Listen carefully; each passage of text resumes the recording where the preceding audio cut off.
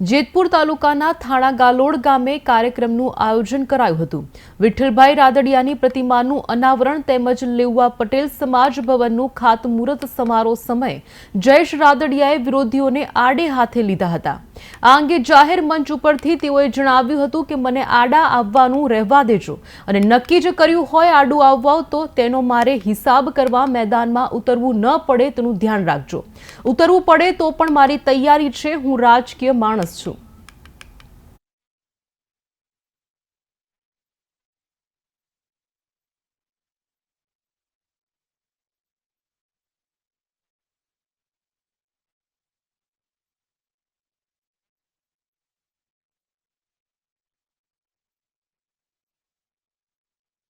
તું કાલથી કરેલ તો મેં હેઠા બેઠા જાઉં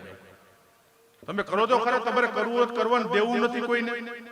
અને સમાજની અંદર નડતર મુશ્કેલીઓ ઊભી થવાના પ્રયત્નો કરવા છે। આ સમાજની મોટા મોટી કમનસીબી પછી કીધું કે લેવા પટેલ સમાજ હશે તો ભલે કોઈ પણ સમાજ તમે સારું ન કરી શકો તો નડવાના પ્રયત્નો કરવાના બંધ કરજો, કારણ કે આવનારા દિવસો એને કઈ સમાજ માટે ખરાબ આવી જાય। કીધું ને કે તાકાતથી આ સમાજનું નેતૃત્વ કરી છે અને કદાચ નેતૃત્વ કરતા છે તમારાથી ક્યાંક એક બે ભૂલ પણ થતી હશે, કરી છે એટલે કદાચ થાય અને હમણાં હું ન કરું બીજાની જેમ કાયમી બેઠા રહી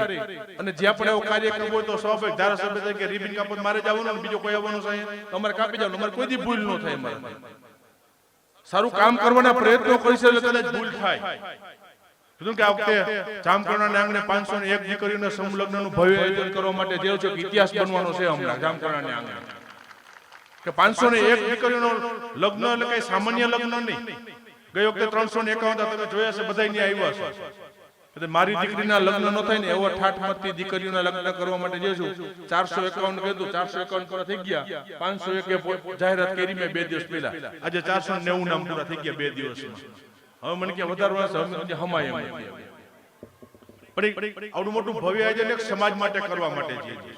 અને કદાચ ત્યાં કદાચ થતું છે ને તો કદાચ એક બે મુશ્કેલી ખામી અમારી રહી જતી હશે, જો કરી છે એટલે રે, બાકી નથી કરવું એનાથી કાંઈ નથી થતું। એવા નડિયા ગણવા વાળા જે લોકો છે ને મારે આ જાહેર મંચ ઉપરથી કદાચ કેવું ન જોઈએ પણ ના છૂટકે કેવું પડે છે કે એ સારું કામ કરવાના પ્રયત્નો કરતા હોય એમને અવરોધમાં અટકા નાખવાનું બંધ કરી દેજો, નકર તાકાતથી સમાજનું નેતૃત્વ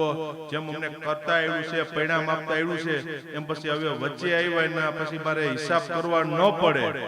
ઈ મેદાનમાં મારે ઉતરવું ન પડે, નથી ઉતરવું સમાજની વાત આવે છે ત્યાં સુધી પણ કીધું કે છેલ્લે એન્ડ સુધીમાં મને જો હેરાન કરવાના પ્રયત્નો કરવાના થાય કે ટોટકે નક્કી કરી લીધું હોય છે તો પછી હું રાજકીય માણસ છું છેલ્લે સામે વાર કરતો જ મને આવડે છે, કદાચ ઈ સમય આવે ત્યારે મારે મેદાનમાં ઉતરવું ન પડે,